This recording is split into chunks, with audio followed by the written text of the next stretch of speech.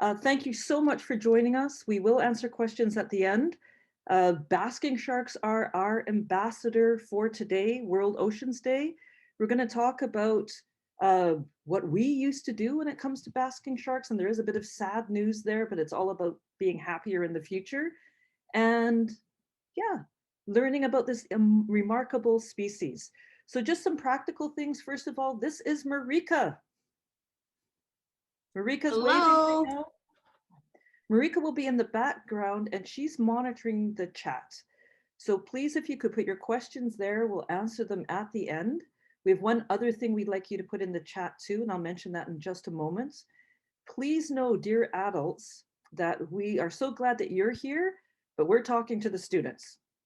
And please, students, know, if you're older students, that if it sounds like we're speaking kind of simple terms, not like you were studying high school biology, that's because there's younger kids on the call too, but there are words and information, of course, that is of value to everybody. So that's our priorities. Marika's in the background. We want to know about you. So we've got two polls. You probably know how this goes. One is going to pop up on the screen for this ocean day where we have one ocean. We're learning about it together. We want to know where on this blue planet you are. So here is the first poll coming up thanks to Marika. If you could please fill in for us and we'll share the results. We've started from Northern Vancouver Island because that's where Marika and I are. If you're from up here, well, the results are coming in. You're somewhere else on Vancouver Island. If you're from Haida Gwaii, yeah, beautiful Haida Gwaii, somewhere else on coastal British Columbia, somewhere else in British Columbia, somewhere else in Canada, that is not British Columbia. We know that there's some people that are from Washington State, so that they're from the United States. Some people even have signed on from Europe. And then there's even more international people, not that anybody has filled in the poll yet, but if you are from somewhere else that is not Europe, please do put that in the chat because we're intrigued who you are. So we'll give this just a little bit more time. I think what might be happening is that some people are still signing on. They're a little bit late, but also that some people might not be able to see the poll easily, depending on what your view is. Not a big deal. I'll give it about another 5 seconds. And maybe not surprisingly, there's an awful lot of people from British Columbia on this call.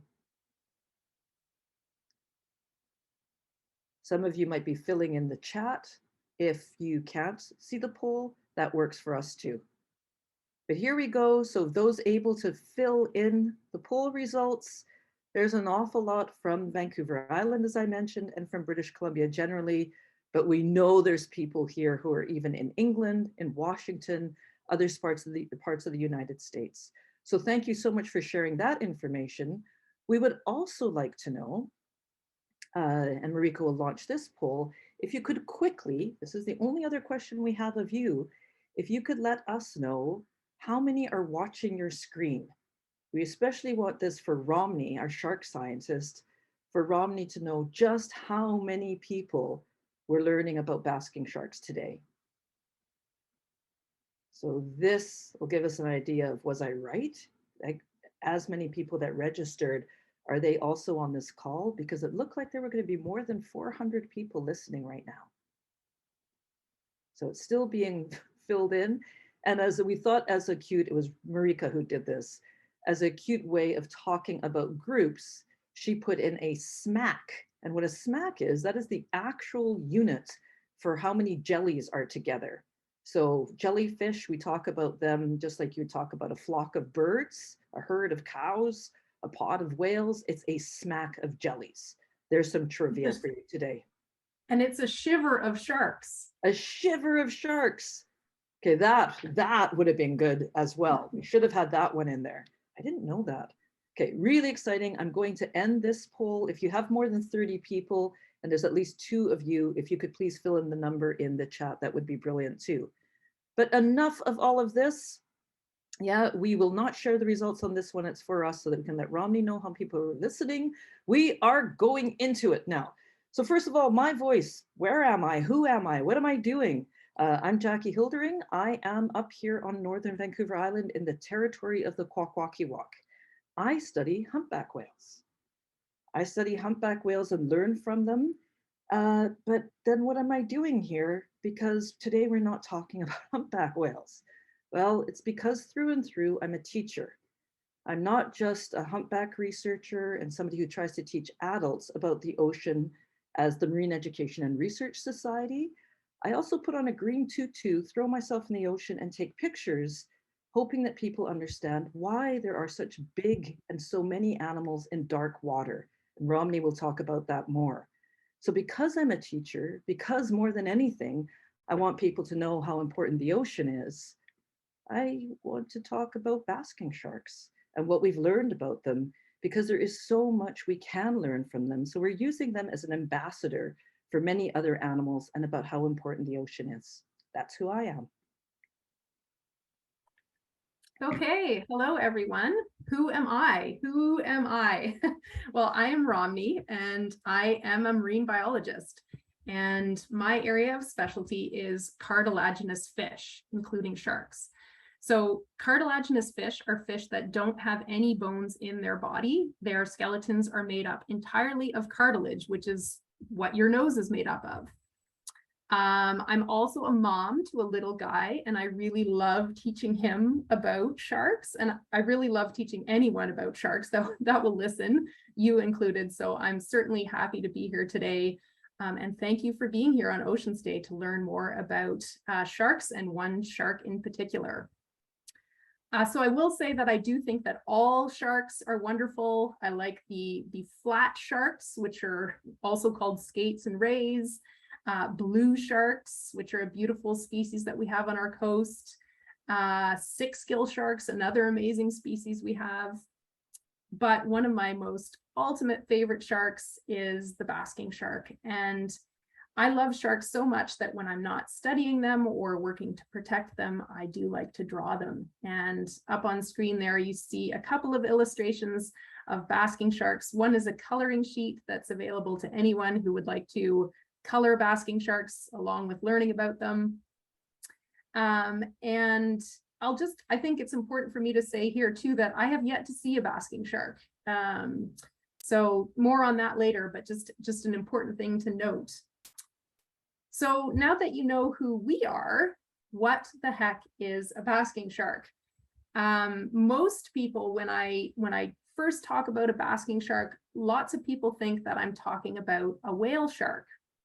And you've probably all seen whale sharks on nature shows and in the news, newspapers. They're featured quite a bit more than basking sharks. They're a beautifully spotted giant shark.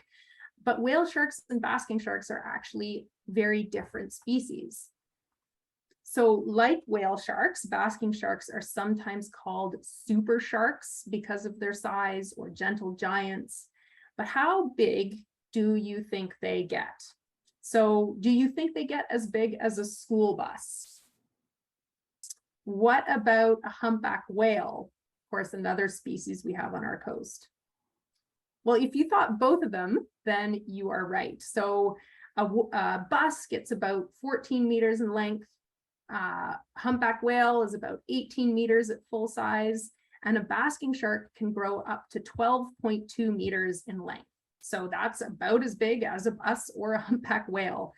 This makes the basking shark, after the whale shark, the second largest fish in the world. So isn't that cool that in our waters, for those of you calling in from British Columbia, that we have the second largest fish in the world in our waters?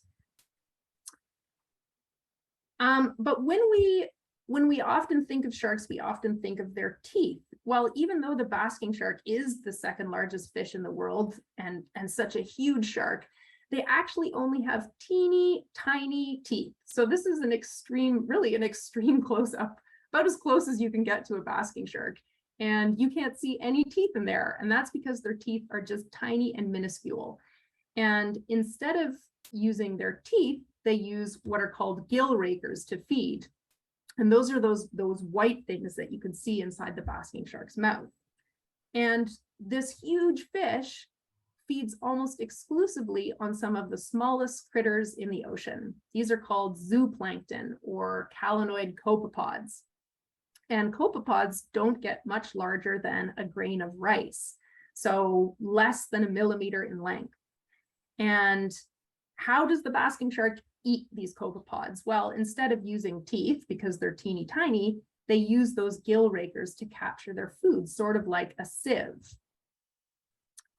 And they sieve to live. So if you can imagine, basically what the basking shark does is it cruises along at a speed of about 2 knots, which is quite slow. They're not moving very quickly.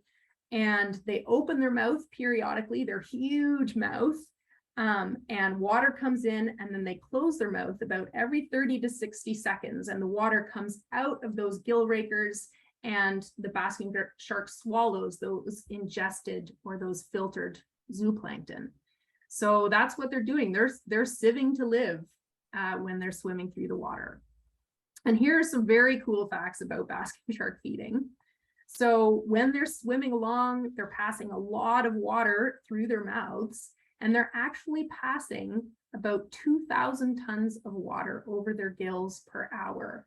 And that's the equivalent of 4 Olympic-sized swimming pools every hour. So that is a lot of water, and you can imagine also a lot of food. And a single basking shark can have up to 1 ton of food in its stomach. So that's the same, about as much, or weighs about as much as a small electric car, or a full-sized walrus, or a full-sized cow. That's a lot of food in a basking shark's stomach at one time.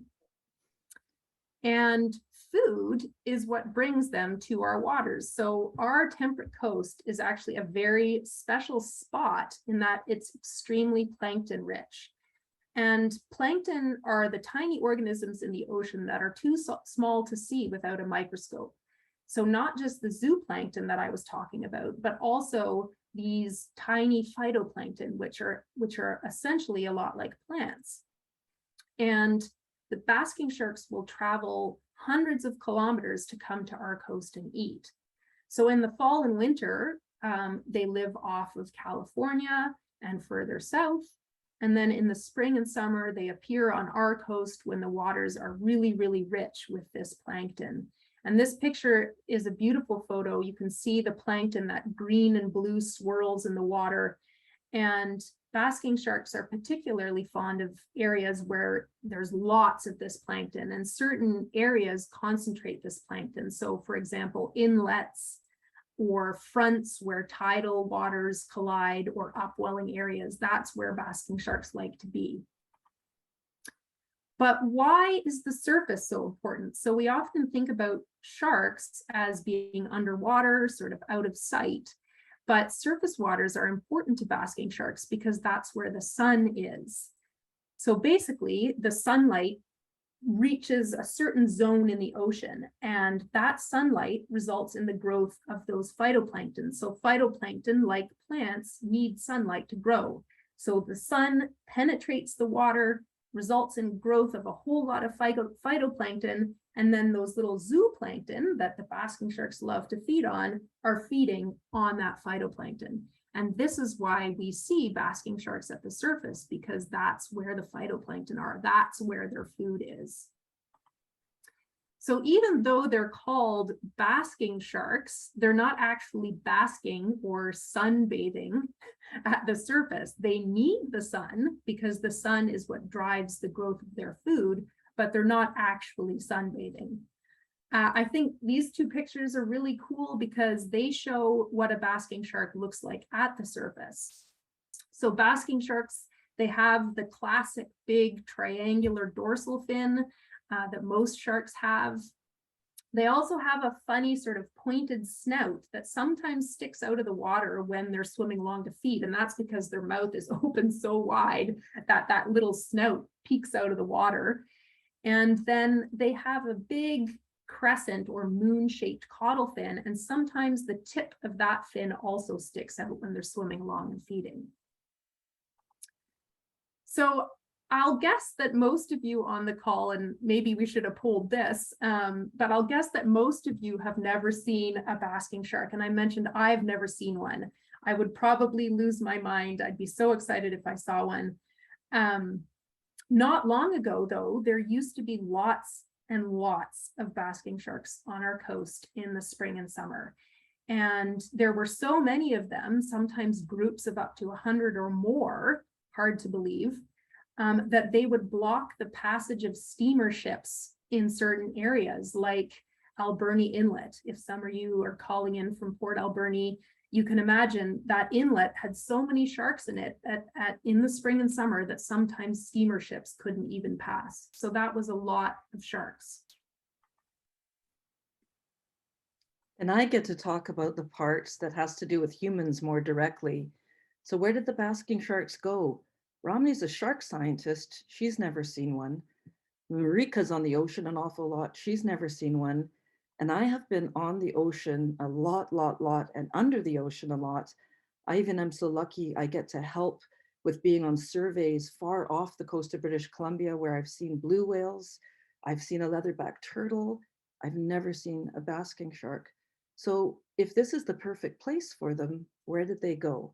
And you can see it already. And I've said I'm going to talk about humans. We made mistakes. So I'm going to show some upsetting photos and some upsetting words.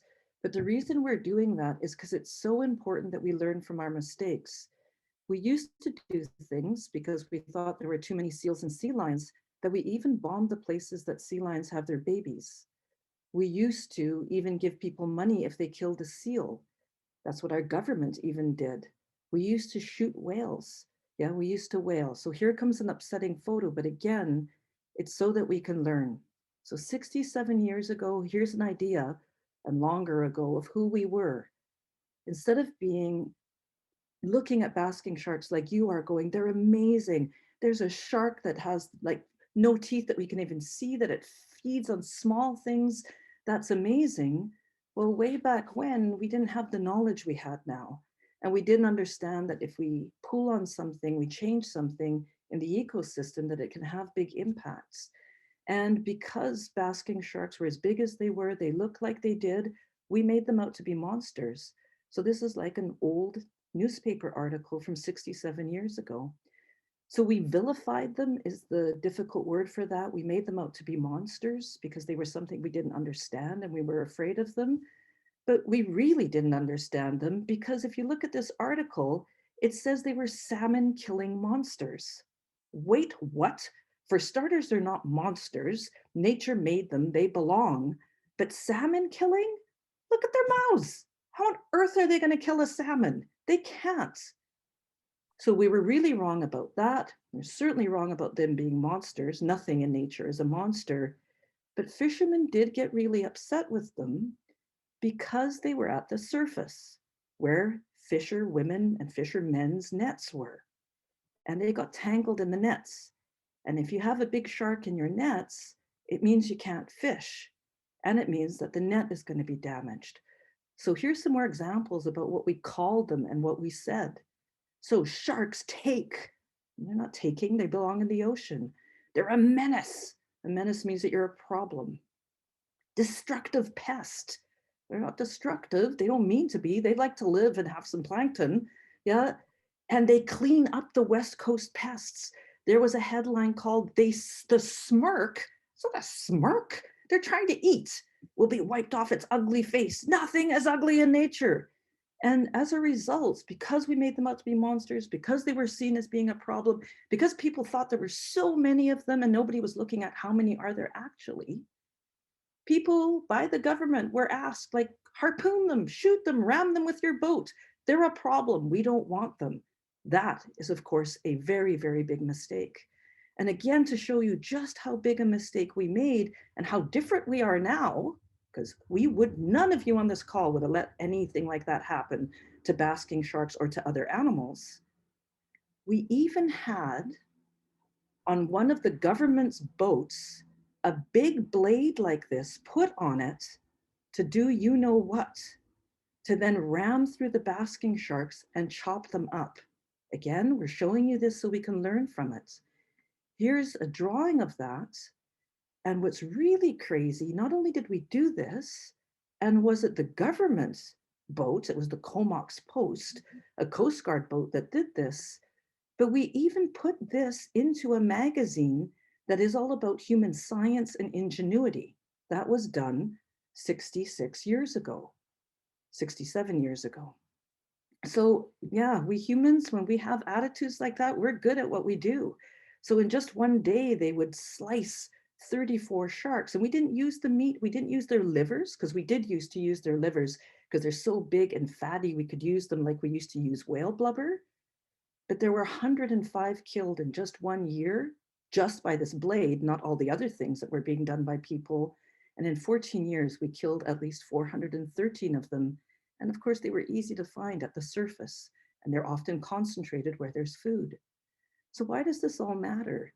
Well, they belong. There isn't a single thing in nature that isn't attached to all the rest of nature. It's like a big web. It's why it's called a food web. It's an ecosystem. So they belong. They are supposed to be our neighbors. They should be in these waters. And nature put them there. They have a job to do. But what kind of things could happen if you take away an animal, or that there's far less of them? Well, you're looking at orca now, at killer whales. How on earth are basking sharks possibly connected to killer whales? Well, I have to remind you that there's 3 kinds of killer whales in British Columbian waters, 4 different populations. They don't mate with one another. They have different languages, also super amazing. They belong. There's one kind of orca, 2 populations. They eat fish, and they really, really need Chinook salmon. There's another kind of orca that has a whole different job to do. They feed on seals, sea lions, dolphins, porpoises. They're the mammal eaters. But there's another kind that is more often offshore. They're called the offshore killer whales, or the offshore orca. And they eat fish, also some salmon and halibut and things. But we now know they eat sharks. Aha. Okay, so what's could possibly be the connection, and how could offshore killer whales be doing when there aren't that many basking sharks? Well, here you see what the teeth of this kind of orca look like, pointy, big dolphin teeth, because they're big dolphins. Here's what the mammal-eating orca's teeth look like. And these poor orca, they died and washed ashore, and that gives a chance for us to learn from them. But what about the teeth of offshore killer whales or orca? Look at that. They're super worn down, not for all of them, but a lot of those offshore orca, when we do get a chance to study them, you can imagine you don't get to see their mouths very often, but their teeth are really worn down. Well, that's really different. And thank goodness that orca share food with one another in the same kind of orca. So the ones with worn down teeth get food from the other orca of their kind. But what's the connection possibly to sharks? Well, the top picture is showing you a magnified piece of shark skin. And shark skin is really, really rough.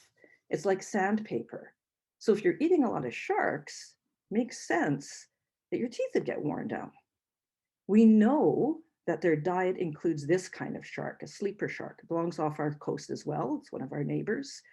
And a sleeper shark is up to 3.6 meters long, which is already like a gigantic shark.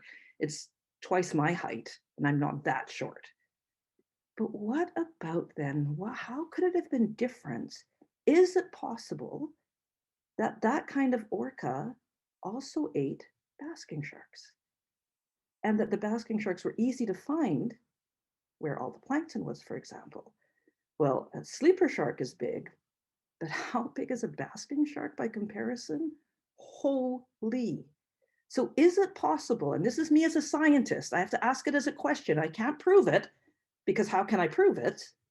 But is it possible that if there were still basking sharks around, that the offshore orca's teeth wouldn't have got that worn down because they didn't have to rub against as much shark skin to get inside and get the gigantic liver, for example? Can't say for sure, but we do know that, of course, if you take something out of the food web, it's going to have impacts. So this is possible that this is the case. So Jackie has talked about some of the big mistakes that we have made related to this very big shark in our waters. And we now recognize these mistakes, and we realize that when you almost wipe something out from the ecosystem, you can have consequences, and some are known, some are a lot less known, but you're certainly going to have consequences. So where do we go from here? How do we work together to make things better? We obviously want things to be better. So where do we go from here? Well, first off, we do have laws in Canada that can protect species that are threatened or endangered, like the basking shark. And one of them is called the Species at Risk Act, or law. And the basking shark, in 2010, we listed the basking shark under this law, making it the first listed marine fish species in Canada. And basically what this means is that there are now protections for the basking shark, and we have a plan for how to recover its population, how to bring basking sharks back to our waters. And a very big key to recovery of a species is just learning more about it. And in the case of the basking shark, we really know very little. And the thing is finding out more about them in our waters really isn't that simple because there are so few of them. So now finding a basking shark in our waters is like finding a needle in a haystack, or perhaps even like finding Bigfoot. They're just really hard to find out there because of what we collectively did to them as a society. So we really need the public's help, and we need basically all of your eyes, everyone that's out on the water. We need people to look for basking sharks and to report their sightings to us. We need you to just keep your eyes peeled. And every year we do get a few sightings. We don't get very many, again, because they are very rare, but we do get some very exciting sightings on our coast. The first one that I want to talk about happened in 2009, and there was an underwater videographer. His name was Florian, and he was out in the waters of Harrow Strait, so between sort of Victoria and US waters, the San Juan Islands. And he was out for a beautiful day to take some videos. He was certainly not expecting to see a basking shark, but he saw something at the surface and he thought, what is that? He got all his gear on, jumped in, and you can imagine his surprise to see a basking shark in our waters swimming around. He got these amazing photos and some video. And the great thing about this sighting is that it really, when we talked to people about it, it really got people on our coast excited about basking sharks again. People learning about the fact that we even have basking sharks in our waters. So it was a really exciting sighting.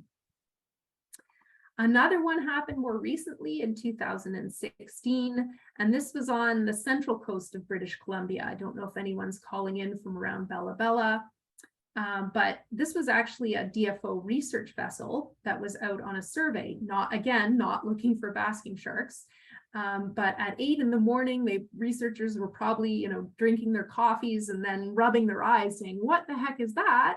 Because many of them had, many researchers have been out there, have never seen a basking shark, just like the three of us here. But when they got closer and were able to take some video and some photos, they were so excited to realize that they were seeing a basking shark. And this is an amazing video taken of that particular sighting. And then there's just one more sighting, and unfortunately I don't have a video of it, but it's a really cool story. And this one occurred at the mouth of the San Juan River. So if anyone's calling in from Port Renfrew, right in your backyard. So in this particular sighting, a woman called in saying she saw the weirdest thing. She said she saw two sharks swimming snout to tail in perfect synchrony.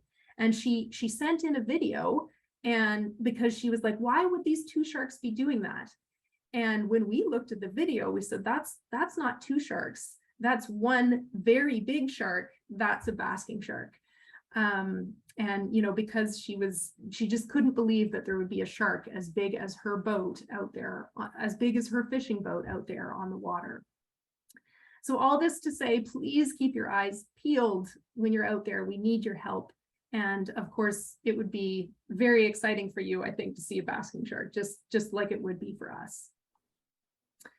And then lastly, because we're scientists, we like doing really cool, neat stuff to try to learn about our species. And so we're exploring some really cool and novel ways to detect and monitor basking sharks in our waters, as well as other large whales. And that is from space using satellites.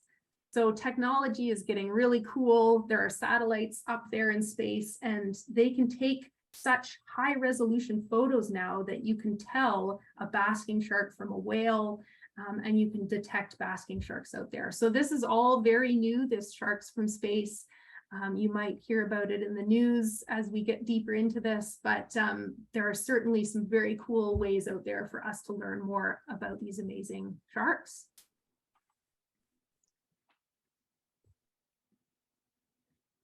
And this is when the presentation freezes.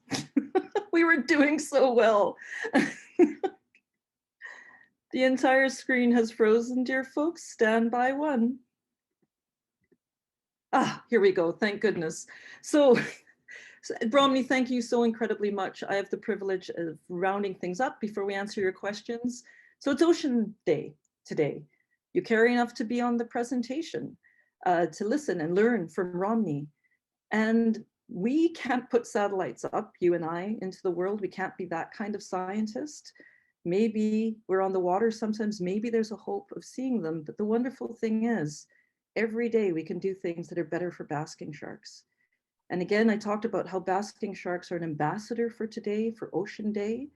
They're an ambassador for the wonder on the planet every day. And really important to know that what helps basking sharks is going to help we humans as well. And this isn't meant in any way to make you sad, it's the opposite. It's people who make things better for the environment and for the world, they're happier people. So what can we do? Many of you already know this. Yeah, the whole idea that anything that we do that makes sure that there's less plastics in the ocean because they can't break down into natural things. Plastics also, when they break down into smaller pieces, so they're not rotting but breaking down, they attract toxins, poisons that are in the ocean that then build up in all the life in the ocean. So making sure that we choose for things that we don't need to keep on getting new, like Ziploc bags or things that we throw away.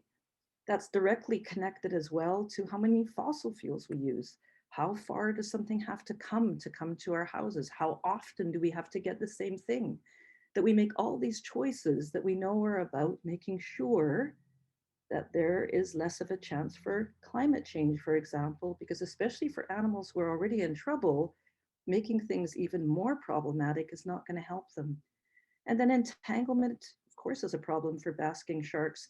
So there's things we can do as well in how we choose to vote for the adults and in what kind of fishing there is. Yeah, the wonderful people who make their livings fishing and that we help them do it in a way that isn't a problem for entanglement, for example. So less of dangerous chemicals, less wasting of energy, less wasting everything, and less disposable things, not buying as much. And more caring about animals like basking sharks and the plankton that feed them, more knowing that our ocean is incredibly special, that if you can see through the ocean, like in Hawaii or Mexico, it means there's less plankton. This is why we have giant whales, giant sharks, giant octopus. Yeah, that's why. Dark water has more life in it.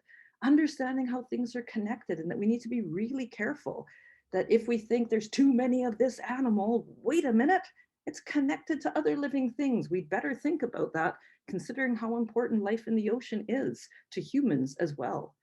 That we need to learn from our mistakes. So I really hope that you don't get sad about what we used to do.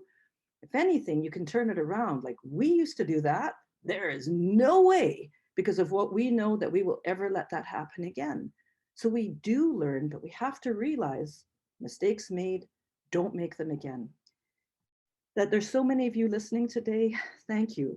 Because what we do to speak for basking sharks, get other people excited about the remarkable life in dark ocean and how important the ocean is, that's going to help us as well, and us being the humans. And again, this is not about sad. Look at our faces, Romney, Marika, and I. People who are trying to do better for the ocean, yeah, for nature, for other people. Those are the happy people. Have you noticed that? Yeah, not the ones who, oh, it's all so sad, we can't do anything. Yeah, you can. Yeah, you can make big differences and you can be really, really happy about it. So with that, a huge thanks to Romney. Romney is one of our co-founders, actually, or one of our board members for the Marine Education and Research Society.